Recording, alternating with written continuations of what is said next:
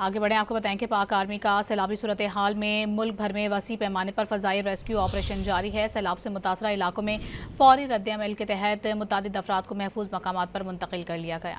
Army aviation کے ہیلی copters نے دشوار گزار علاقوں میں امدادی سرگرمیاں انجام دیں۔ گاؤں چکری راجن میں 3 افراد کو ریسکیو کیا گیا۔ چکوال اور خانپور میں فضائی آپریشن کے ذریعے 27 افراد، چک مونجو میں 10 افراد کو محفوظ مقامات پر پہنچایا گیا۔ ڈھوک بھدر میں ایک اور کامیاب آپریشن میں 31 متاثرین کو نکالا گیا۔ داراپور میں فضائی ریسکیو مشنز میں 38 شہریوں کو محفوظ مقامات پر منتقل کیا گیا۔ متاثرین کو لائف جیکٹس اور فوری امداد کی فراہمی بھی کی جا رہی ہے۔ آگے بڑھیں، آپ کو بتائیں کہ پاک آرمی کا سیلابی صورتحال میں ملک بھر میں وسیع پیمانے پر فضائی ریسکیو آپریشن جاری ہے۔ سیلاب سے متاثرہ علاقوں میں فوری رد عمل کے تحت متعدد افراد کو محفوظ مقامات پر منتقل کر لیا گیا۔ آرمی ایویشن کے ہیلی کاپٹرز نے دشوار گزار علاقوں میں امدادی سرگرمیاں انجام دیں۔